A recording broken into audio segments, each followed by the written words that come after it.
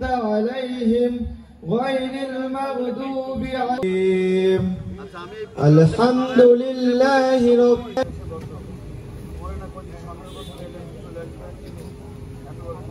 আজকের কর্মসূচির মধ্যে আমরা সকালে পতাকা উত্তোলন করেছি, জাতীয় এবং দলীয় পতাকা উত্তোলন করেছি এবং সকালে 11টায় আমাদের মুক্ত মঞ্চ থেকে একটা র্যালি ছিল। প্রতিষ্ঠা বার্ষিকী আমরা একটি র্যালি করেছি। এটাই ছিল আজকের মতো কর্মসূচি। এরপরে আরও কর্মসূচি আমাদের রয়ে গেছে। তারপরে এখানে আমরা একটি প্রোগ্রাম করলাম। আমাদের ইয়েতে একটি প্রোগ্রাম রয়েছে রাধানগরে, সেখানে আমরা এখন যাব এবং এর পরবর্তীতে আরেকটি প্রোগ্রাম রয়েছে প্রজন্ম দলের এই প্রতিষ্ঠা বার্ষিকী উপলক্ষে, সেটা হচ্ছে নয়নামতিতে, সেখানে উপস্থিত হব।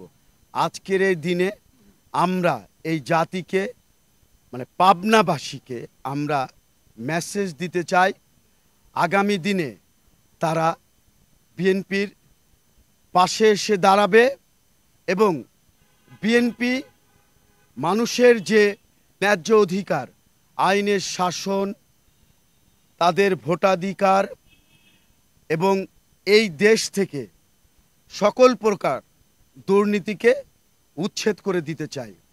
আমি মনে করি একটি দেশ গঠনের ব্যাপারে 3টি মূলনীতিকে গ্রহণ করা উচিত। এক, নিয়োগের ক্ষেত্রে সততা, কর্মের ক্ষেত্রে দক্ষতা এবং দুর্নীতি জিরো টলারেন্স। আজকে তো বিএনপির 47তম প্রতিষ্ঠা বার্ষিকী।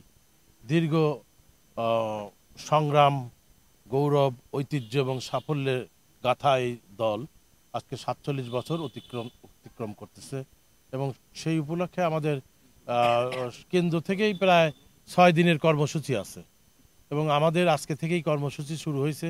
আমরা যে সকালে যেটা কমন কর্মসূচি সবার ছিল সেটা হচ্ছে যে ওই জাতীয় পতাকা, দলীয় পতাকা উত্তোলন, একটা র্যালি ছিল। তারপরে দ্বিতীয় সেকেন্ড হাফে ছিল আমাদের আরেকটা কর্মসূচি বিকাল 5টার সময়, সেটা একটা ইউনিয়নে, ভাড়ারা ইউনিয়নের একটা অঞ্চলে আমরা মানে ফলস বৃক্ষ বিতরণ এবং রোপণ করছি। সেই কর্মসূচিটা আমরা পালন করছি সন্ধ্যার আগে, সন্ধ্যা পর্যন্ত এখানে কর্মসূচি পালন করছি। সাধারণ জনগণের ভিতরে বিএনপির এই 47 প্রতিষ্ঠা বার্ষিকী উপলক্ষে আমরা সাধারণ মানুষের ভিতরে এই ফলস বৃক্ষটা বিতরণ করেছি। আর এখন ওখানে শেষ করে এসে এখানে আজকের এই যে জাতীয়তাবাদী স্বেচ্ছাসেবক দলের উদ্যোগে, আমাদের নাদিমের উদ্যোগেই এখানে আজকে যে প্রামাণ্য চিত্র এবং একটা শর্টকাট আলোচনা সভা যে বিএনপির উপরে যারা এখানে উপস্থিত ছিল তারাই শুনতে এবং জানতে পেরেছেন। 17 বছর এই দেশের যেটা আপনারা দেখতে পেরেছেন যে নির্বাচন, যেটা গণতন্ত্রের মূল কথা, সেটা হারিয়ে গিয়েছিল। এই হারিয়ে যাওয়া গণতন্ত্রটাকে বাংলাদেশের মানুষকে ফিরিয়ে দেওয়া এবং বাংলাদেশের যে সামাজিক নিরাপত্তার যে ঘাটতি হয়েছে, আমরা বিশ্বাস করি একটি নির্দলীয় নিরপেক্ষ তত্ত্বাবধায়ক সরকারের অধীনে যে রোডম্যাপটা ঘোষণা করেছে 12ই ফেব্রুয়ারি, ইনশাল্লাহ আগামী দিনে একটা নির্বাচনের মধ্য দিয়ে দেশের গণতন্ত্র প্রতিষ্ঠিত করাটাই হচ্ছে আমাদের বর্তমান লক্ষ্য। এবং একটি এই জনগণের সাথে মেসেজ দিতে চাই যে বাংলাদেশকে নিয়ে যারা দেশি বিদেশি ষড়যন্ত্র যারা করছেন, এই ষড়যন্ত্রকে ওভারকাম করে ইনশাল্লাহ বাংলাদেশের শিডিউল টাইমে একটি নির্বাচন হবে। আমি মনে করি এটাই জনগণের কাছে মেসেজ। এবং বিএনপির যে জায়গা থেকে যেটা দেশনায়ক তারেক রহমান বলেছে যে একটি গণতন্ত্র যেটা বহন করে এটা নির্বাচনের মধ্যে, যেটা সবচেয়ে বড় জিনিস, সেই গণতন্ত্রকে প্রতিষ্ঠিত করাই বিএনপির এই প্রতিষ্ঠা বার্ষিকী আমাদের শপথ। আমরা গর্বিত।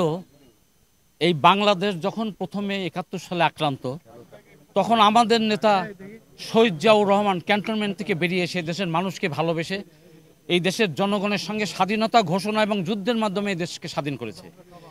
তাই বাংলাদেশের মুসলমান, হিন্দু, খ্রিস্টান, বৌদ্ধ, উপজাতি অন্য যারা আছে, আমরা সবাই মিলে দেশকে গর্ব। এখানে কোনো ধর্মের নামে ধর্মহীনতা দেখিয়ে কেউ এ দেশের বিরুদ্ধে ষড়যন্ত্র করলে আমরা এ দেশবাসী রুখে দাঁড়াবো, এই হচ্ছে আমাদের প্রতিজ্ঞা।